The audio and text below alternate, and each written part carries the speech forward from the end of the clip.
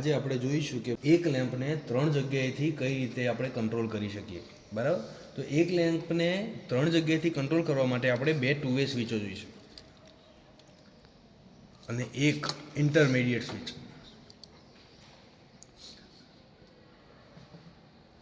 આ સ્વિચને કહેવાશે intermediate switch.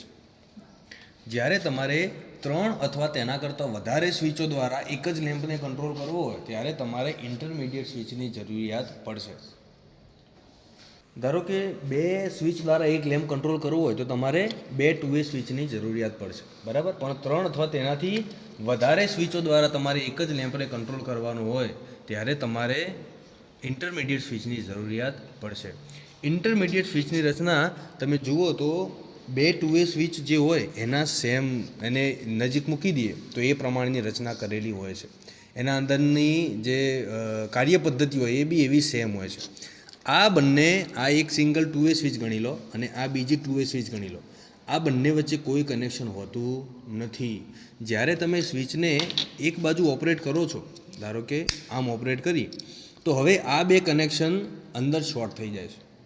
બરાબર? નીચેના 2 ઓપન થઈ જાય છે. આ 2 શોર્ટ થઈ જાય છે, આ 2 ઓપન થઈ જાય છે.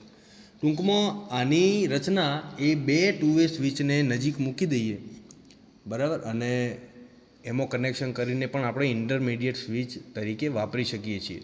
તો 2 ટુ વે સ્વિચને પેરેલલ ગોઠવી અને તમે આના કનેક્શન આ રીતે કરી અને આને ઇન્ટરમીડિયેટ સ્વિચ તરીકે વાપરી શકો છો. શરત ખાલી એટલી છે કે આ બંને સ્વિચોને એક સાથે ઓપરેટ કરવી પડશે. તમે આ રીતે અલગ અલગ ઓપરેટ કરો તો ઇન્ટરમીડિયેટ સ્વિચ તરીકે વર્ક કરશે નહીં. તમારે ઇન્ટરમીડિયેટ સ્વિચ તરીકે વર્ક કરવું હોય તો બંને સ્વિચોને એક સાથે આ રીતે ઓપરેટ કરવી પડશે. બરાબર? તો હવે આપણે કનેક્શન જોઈ લઈએ.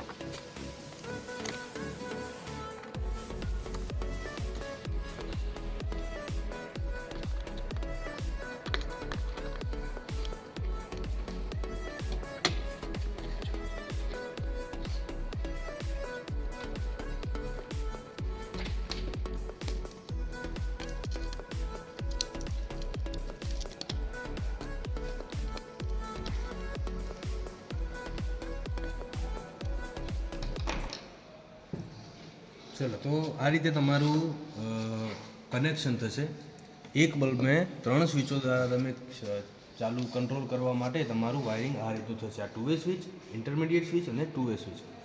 એમાં સૌ પ્રથમ તમારું જે ઇનપુટ સપ્લાય ફેઝ તમારો આવશે એ આ 2 વે સ્વિચની વચ્ચે આવશે. ત્યારબાદ એના ઉપરના ટર્મિનલમાંથી ઇન્ટરમીડિયેટ સ્વિચના જે બંને ઉપરના ટર્મિનલ છે એ બંનેને તમારે અહીંથી આ 2 ટર્મિનલને એની સાથે કનેક્ટ કરી દેવાના, બરાબર.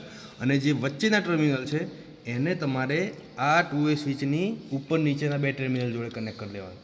અને આ વચ્ચેનું જે ટર્મિનલ છે એ વાયર જશે લેમ્પમાં અને લેમ્પનો બીજો વાયર સીધો ન્યુટ્રલમાં. બીજી એક વસ્તુ ધ્યાન રાખજો કે ઇન્ટરમીડિયેટ સ્વિચના આ જે શોર્ટ કરેલા ટર્મિનલ રહ્યા આ કરવા બહુ જ જરૂરી છે, બરાબર. આના દ્વારા તમારે આ ટર્મિનલ અને આ ટર્મિનલ શોર્ટ કરેલો છે અને આ બીજો જે વાયર રહ્યો એના દ્વારા આ બંને વાયરને શોર્ટ કરેલા છે. જો આ શોર્ટ નહીં કરો તો તમારું સર્કિટ અધૂરી રહેશે અને વર્ક નહીં કરે, બરાબર. તો હવે આપણે એકવાર ચાલુ કરીને જોઈ લઈએ.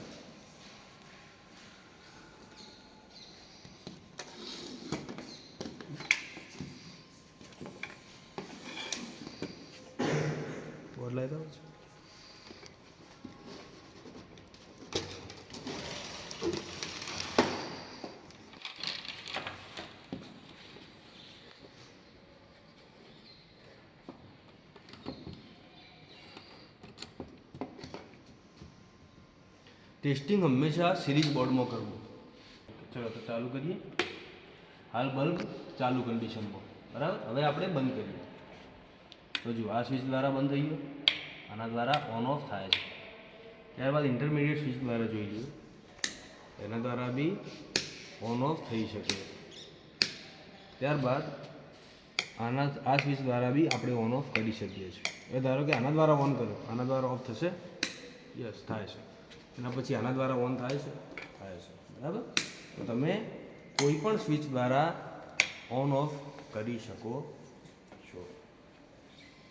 ઓકે.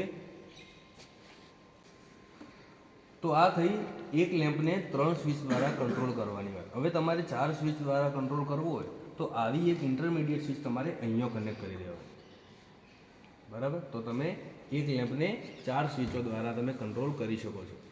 થિયરેટિકલી એક લેમ્પને તમે ઇન્ફાઇનાઇટ સ્વિચો દ્વારા કંટ્રોલ કરી શકો છો, પરંતુ પ્રેક્ટિકલી એવું પોસિબલ નથી, કારણ કે તમારા વાયરની લંબાઈ જેમ જેમ વધશે, જેમ જેમ તમે કંટ્રોલિંગ માટે સ્વિચ વધારશો એમ એમ તમારા વાયરની લંબાઈ પણ વધે છે અને તમારો સર્કિટનો રેઝિસ્ટન્સ પણ વધશે, બરાબર. તો તમારા અમુક લંબાઈ સુધી પછી તમારો બલ્બ ઓપરેટ થઈ શકશે નહીં, કારણ કે રેઝિસ્ટન્સ વધી ગયો છે.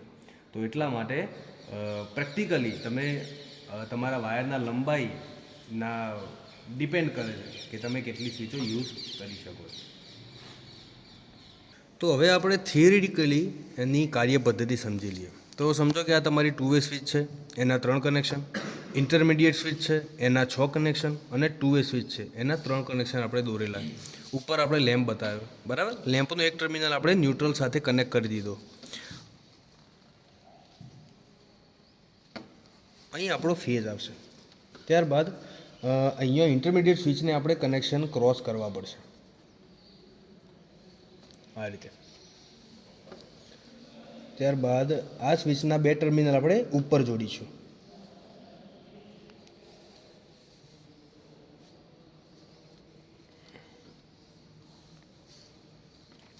અને આ વચ્ચેના 2 ટર્મિનલ આપણે આ સ્વિચ સાથે જોડીશું.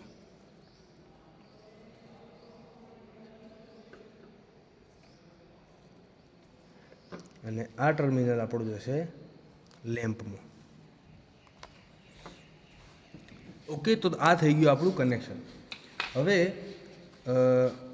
એક વસ્તુ જોઈ લો કે દરેક સ્વિચના આ જે આપણે સ્વિચો વાપરીએ એમાં દરેકના 2 પોઝિશન હોય દરેકની. તો આ 1 પોઝિશન, આ 2 પોઝિશન, 1 પોઝિશન, 2 પોઝિશન, 1 પોઝિશન અને 2 પોઝિશન.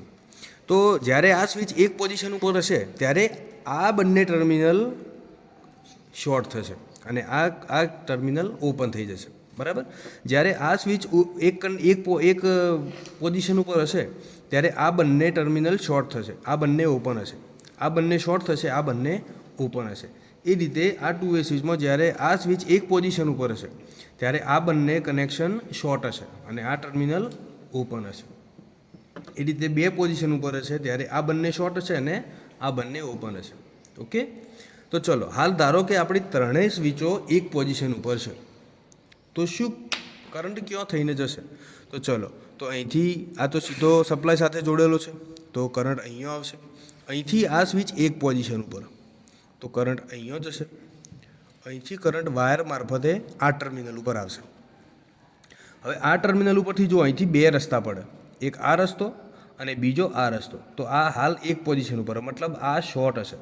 તો કરંટ અહીંયા આવશે, તો અહીંયાથી જુઓ આ સ્વિચ એક પોઝિશન ઉપર, મતલબ આ કનેક્શન હાલ ઓપન સર્કિટ, મતલબ અહીંથી કરંટ જઈ શકશે નહીં. તો કરંટ અહીંથી જશે, અહીંથી નીચે આવશે, નીચેથી આ સ્વિચના એક નંબર ઉપરના ટર્મિનલ પર આવશે.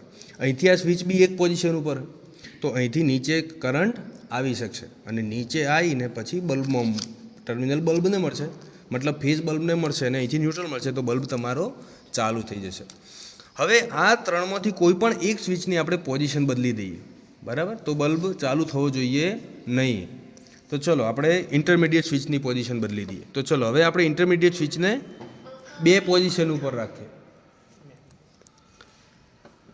તો અહીંયાથી ફેઝ આવશે, આ સ્વિચ તો એક પોઝિશન ઉપર જ છે, તો મતલબ કરંટ અહીંથી ઉપર જશે, ઉપર થઈને વાયર મારફતે કરંટ આ ટર્મિનલે આવશે. હવે અહીંયા જુઓ, અહીંયા શું થશે કે હાલ પહેલાં પોઝિશન એક ઉપર હતી, હવે પોઝિશન બે ઉપર છે આ સ્વિચ, તો મતલબ આ કનેક્શનમાંથી કરંટ પસાર થશે નહીં, કરંટ અહીં આવશે.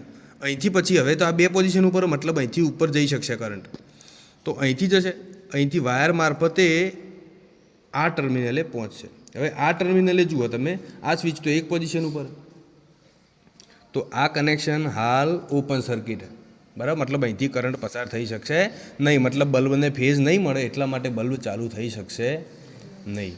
ઓકે, ચલો હવે એક સ્વિચ કોઈ પણ આપણે પોઝિશન બદલી અને આપણે બલ્બને ચાલુ કરી જોઈએ.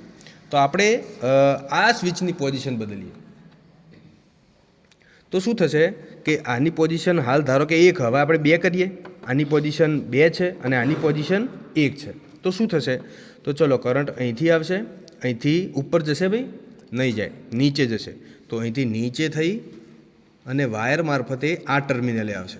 હવે આ ટર્મિનલથી આ સ્વિચની પોઝિશન શું? બે, તો મતલબ કરંટ નીચે જઈ શકશે નહીં, આ ઓપન સર્કિટ હશે, તો કરંટ આ શોર્ટ જે કર્યું આપણે એના મારફતે આ પોઈન્ટ ઉપર આવશે અને આ પોઈન્ટથી જુઓ હવે ઉપર જઈ શકશે? જઈ શકશે, કેમ કે બે પોઝિશન ઉપર, તો મતલબ કરંટ ઉપર જઈ અને આ ટર્મિનલ આવશે. હવે આ ટર્મિનલે આ સ્વિચ કયા પોઝિશન ઉપર હતી?